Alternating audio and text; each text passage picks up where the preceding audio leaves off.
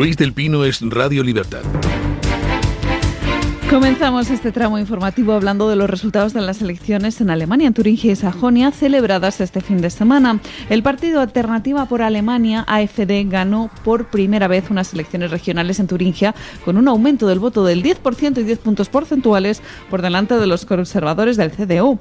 Además, Alternativa para Alemania, AfD, quedó a pocos puntos de empatar con la CDU en Sajonia con un aumento del voto del 4%.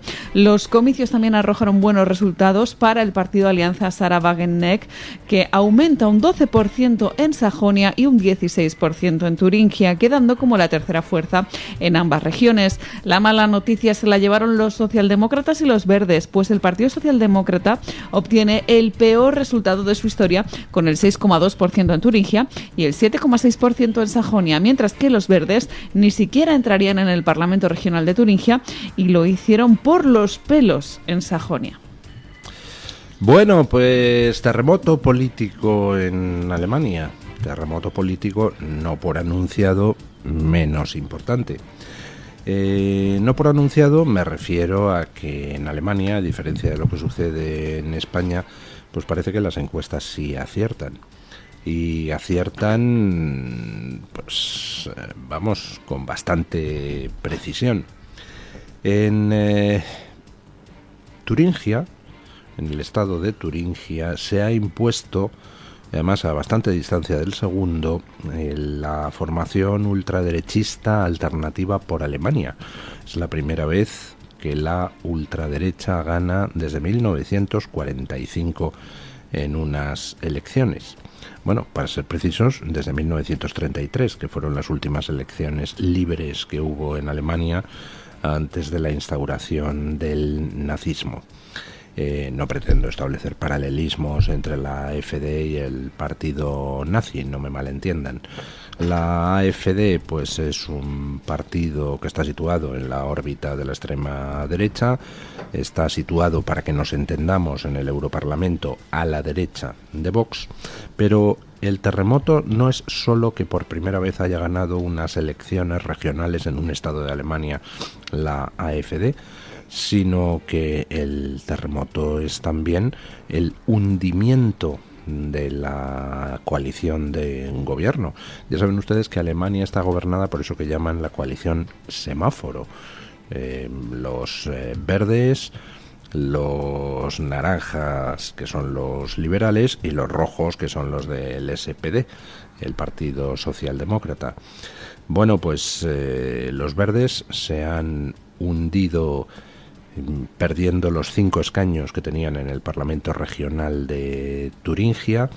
El Partido Socialdemócrata pierde 2 puntos y 2 escaños, se queda en 6,1%. Estamos hablando del partido que fue ampliamente mayoritario en Alemania en tiempos. La izquierda tradicional, es decir, los podemitas de allí, Die Linke, pierden 17 de sus 29 escaños. Llegaron a tener el 31% de los votos y se han quedado en el 13%. ¿Y a dónde han ido esos votos? Pues resulta que ha ascendido un partido que se llama Plataforma Sarah Wagenknecht, para la gente del común. Es una escisión de Die Linke, es decir, una escisión del Podemos de allí, igual de radical por la izquierda, es decir, ultraizquierda, extrema izquierda. Además, más dura que aquí, yo diría. Y no existía, se escindió Sarah Wagenknecht y ha entrado con 15 escaños en el Parlamento. Tengo de darte una fecha. ¿Qué diferencia hay entre esta escisión y el Podemos de allí, Die Linke? Pues básicamente 2. Una convicción antiglobalista feroz, lo cual lleva a la crítica de la actual Unión Europea. Y 2, pues que es un partido de extrema izquierda, un partido de ultraizquierda, anti-inmigración. Es decir, coincide con la ultraderecha en ese tema, que es pues uno de los más sensibles en Alemania y en toda Europa ahora mismo. Y tal como ha quedado la composición del Parlamento, pues resulta que la AfD no tiene mayoría, le harían falta 45 escaños, le faltan 13.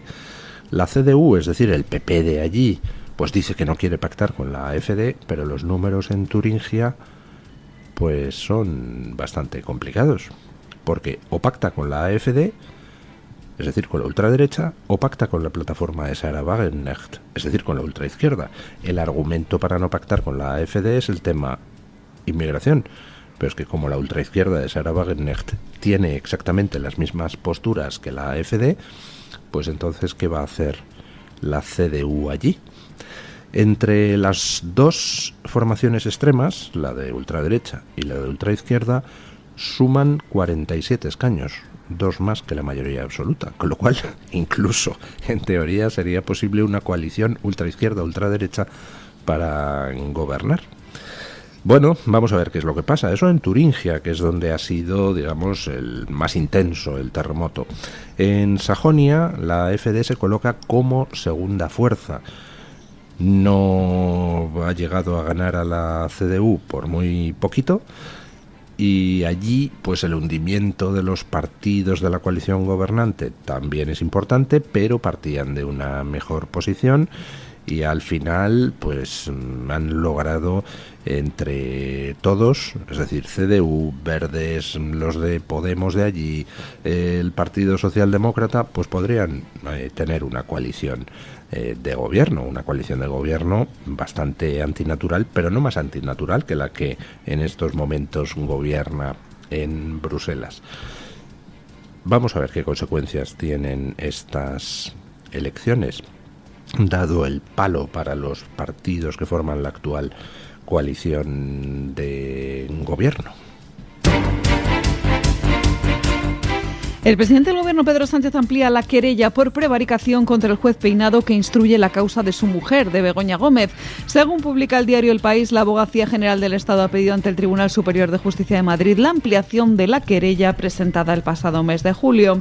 En ese escrito sostiene que el magistrado practica una injusticia intrínseca y contraviene la doctrina existente. El conflicto se remonta al pasado 30 de julio, cuando el juez Peinado acudió a la Moncloa con intención de interrogar a Sánchez en calidad de marido de Begoña Gómez.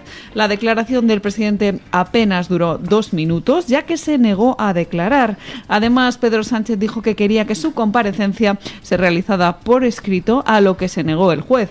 Por ello, se generó una primera querella contra el juez que la Abogacía General del Estado presentó ante el Tribunal Superior de Justicia de Madrid por considerar que su citación había sido injusta y realizada a sabiendas. Ahora el presidente del Gobierno quiere ampliar esa querella, intensificando así su estrategia legal contra el juez que instruye la causa de su esposa. Bueno, pues continúa Pedro Sánchez con su ofensiva contra el juez Peinado, y en esta ocasión, pues además con una ampliación de querella pues absolutamente temeraria. Ayer comentaba Chema de Pablo, el abogado tan famoso en Twitter, que es una querella, una ampliación de querella tan estúpida que merecería no solo ser rechazada, sino además que se impusiera una multa por que, vamos, esto va más allá de lo admisible procesalmente. ¿Por qué es una ampliación de querella estúpida? Pues porque Pedro Sánchez se querella porque dice que el juez ha acordado distribuir el vídeo de su declaración a las partes. Es decir, el juez ha acordado lo que está marcado en las leyes. Las partes tienen, por supuesto, derecho a acceder a las declaraciones de los testigos y a recibir la copia de esas declaraciones. Estamos en el siglo XXI, hace ya años que las declaraciones no se toman con una taquimecanógrafa ahí escribiendo, y lo que se hace es grabar en vídeo todos los testimonios de las personas que comparecen como testigos o como acusados o como peritos. Y esos vídeos se reparten a las partes en todos los procedimientos. Pedro Sánchez no es una excepción, no es el emperador del universo. Es un testigo en una causa y las partes personadas, acusaciones, fiscalía, defensas, tienen derecho a recibir copia de la declaración del testigo. Por tanto, la querella es estúpida y será la ampliación de querella, también la querella original. Pero vamos, esta ampliación de querella es particularmente estúpida y será rechazada. Y efectivamente, pues merecería que se le impusiera a Pedro Sánchez algún tipo de sanción pecuniaria por hacer perder tiempo a la justicia con chorradas evidentemente fuera de lugar.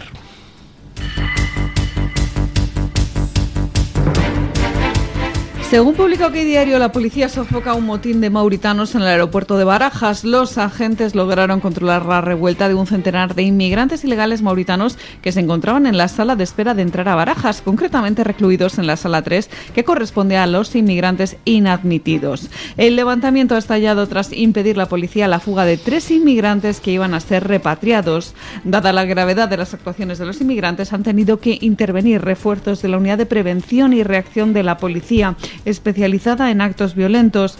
Las fugas de inmigrantes ilegales en el aeropuerto de Barajas son relativamente corrientes en los últimos meses. Precisamente durante la última crisis migratoria que vivió el aeropuerto madrileño a principios de 2024, 26 inmigrantes ilegales consiguieron escapar de las salas de asilo y de inadmitidos. Vaya por Dios, resulta que la policía tiene ahí una serie de inmigrantes a los que hay que repatriar a Mauritania. 3 se intentan fugar, la policía evita su fuga y entonces 100 inmigrantes pues protagonizan un motín y hubo que pedir refuerzos para sofocar el motín. 100 inmigrantes mauritanos. Les recuerdo que Pedro Sánchez ha ofrecido traerse a 250.000 mauritanos a España. Y no me acuerdo quién era, qué policía que participa en Twitter, discúlpenme, es que no me acuerdo, pero decía algo muy sensato el otro día. ¿Cómo garantizas, dentro de esta chorrada que se sacó Sánchez el otro día de inmigración circular, les hacemos el contrato, les traemos aquí y luego les mandamos de vuelta a su país acabada la temporada de no sé qué? Y si no quieren irse, ¿qué hacemos? Pues ya vemos lo que hacen los mauritanos que no quieren volver a su país. Un motín en Barajas. ¿Qué hacemos con 250.000? Si para 100 hay que mandar refuerzos, no sé, para 250.000 tendríamos que mandar al ejército, ¿o cómo? ¿Qué haces cuando acaba el contrato de esa persona que has traído si no se quiere volver? ¿La persigues? ¿La declaras inmigrante ilegal? ¿La persigues? ¿La tienes que enviar a su país? ¿Tienes el motín en Barajas? Etcétera, etcétera, etcétera. El tema de la inmigración es complicadito. No es, evidentemente, algo que se pueda resolver en la barra de un bar. Eso lo entendemos todos perfectamente. Pero, desde luego, lo que no se puede, precisamente, es que desde el gobierno se trate de abordarlo mediante ideas de barra de bar. Que vamos a traer a 250.000 mauritanos. Muy bien. ¿A hacer qué? ¿Cómo garantizas su vuelta posterior? ¿Por qué mauritanos y no gente que comparta idioma con nosotros? Oiga, hay 8 millones de venezolanos en estos momentos exiliados de su país, pues a lo mejor le podíamos dar a 250.000 de esos venezolanos una oportunidad en España de salir adelante, dado que su país está ahora mismo ya sumido en la dictadura. Digo, ¿por qué mauritanos, querido Sánchez? ¿Algo que ver con el Africa Center o algo por el estilo? Porque como nada de lo que haces es ajeno a tus intereses personales, pues, hombre, tenemos derecho a preguntarnos por las motivaciones que están detrás de cada idea de barra de bar que pones sobre la mesa. Bueno, pues nada, a ver qué hacemos con los mauritanos. La red social X ha sido suspendida en Brasil después de que las principales operadoras acataran la decisión del juez Alexandre de Moraes, uno de los jueces más mediáticos de Brasil, que había pedido censurar una serie de comentarios. En su dictamen, el juez ordenó a la Agencia Nacional de Telecomunicaciones adoptar inmediatamente todas las medidas necesarias para hacer efectiva la decisión en todo el territorio nacional. En la madrugada del sábado, clientes de Vivo, Claro y Oi, las principales operadoras de Brasil, dieron cuenta de la caída de la red social. El juez también fijó una multa equivalente a 8.000 euros para las personas que intenten acceder a esta plataforma mediante el uso de una VPN, que es un subterfugio para simular que el acceso se realiza desde otro país, de modo que se puede lograr acceder a X. De esta manera, Brasil se une a Rusia, Irán, Venezuela y Corea del Norte en la lista de países que han decidido prohibir esta red social. Pues efectivamente, ese es el titular. Brasil suspende Twitter, igual que han hecho Corea del Norte, China, Rusia, Irán. Brasil va camino del autoritarismo. Y va camino del autoritarismo por el procedimiento de haber controlado el Tribunal Supremo de Venezuela. De hecho, es hasta al revés. Es el Tribunal Supremo de Venezuela quien en estos momentos controla el gobierno. Este juez, Alexandre de Moraes, extralimitándose en sus funciones, tuvo un papel estelar en las peculiares elecciones que hicieron que Lula ganara en medio de ciertas sospechas de quizá un pelín de fraude, que Lula ganara por muy poquito. Previamente había liberado a Lula de la cárcel. Recuerden ustedes que Lula da Silva había sido condenado por corrupción. Y después de que Lula ganara el gobierno, el juez Alexandre de Moraes ya se ha quitado todos los complejos y ha ido directamente a por la oposición brasileña. Y pidió a las redes sociales que censuraran a aquellos políticos, a aquellos periodistas, a aquellos tuiteros famosos o influencers famosos que se dedicaban a criticar al gobierno Lula, al propio Alexandre de Moraes, o que recordaban, en fin, los episodios un tanto curiosos de posible manipulación electoral. Además, este juez le pidió a las redes sociales que efectuara esa censura, es decir, que cancelara cuentas de personas de la oposición en secreto, sin decir que era por orden judicial. Y todas las redes sociales aceptaron, menos Twitter, menos esa red Twitter controlada por Elon Musk, que dijo que de ninguna manera, y además lo comunicó a la gente, estamos recibiendo órdenes del Tribunal Supremo para cancelar cuentas. Bueno, entonces el juez Alexandre de Moraes dijo así, pues ahora voy a forzarte a que las cierres y te voy a ordenar y si no te multo.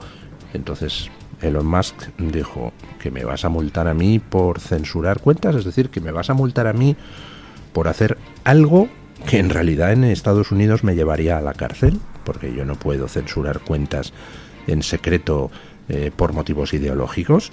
Ni hablar, no las pienso cerrar, y si me vas a multar o amenazas con meter a mis directivos en la cárcel, pues entonces lo que hago es cerrar Twitter en Brasil. Y lo cerró. Y entonces el juez Alexandre de Moraes, viendo que se le escapaba la presa, dice así, pues ordeno a todas las compañías de telecomunicaciones que a partir de ahora se bloquee el acceso a Twitter. Con lo cual ya no solo toma medidas contra una empresa, Twitter, porque dice que es que esa empresa le está desobedeciendo, sino que prohíbe a todos los usuarios acceder. Y dice, no, es que Twitter, como ha decidido no tener una filial aquí, entonces pues está incumpliendo las leyes. Ah, sí, perdone usted, Twitter no proporciona servicios de Internet, que son los que están obligados a tener un representante allí, por ejemplo, aquí en España. Imaginen que España hay una ley que dice que Vodafone, que proporciona servicios Internet, o Yastel, o Movistar, que tienen que tener un representante legal en España. Bueno, vale, bien. Pero Twitter no es Vodafone, no es Yastel, no es Movistar, no proporciona el canal por el que viajan las cosas.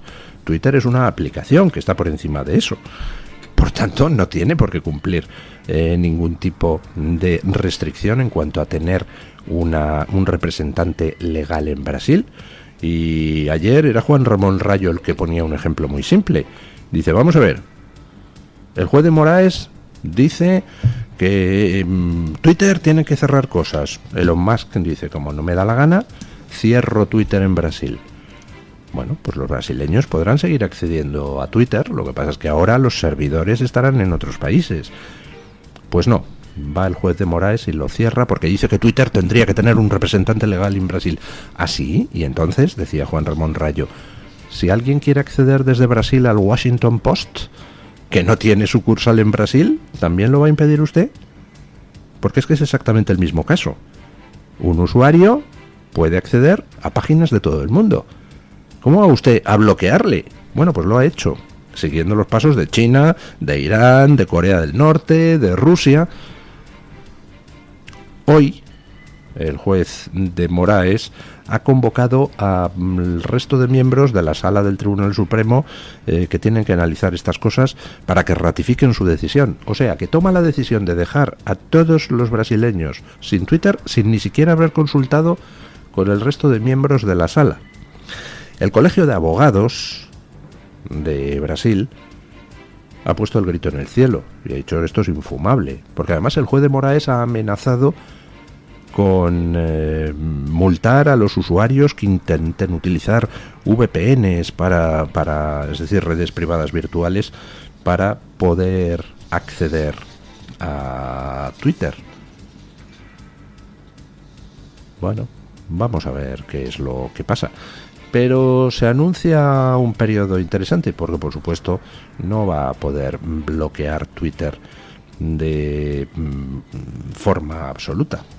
Por ejemplo, se va a poder seguir accediendo a través de las redes Starlink de Elon Musk.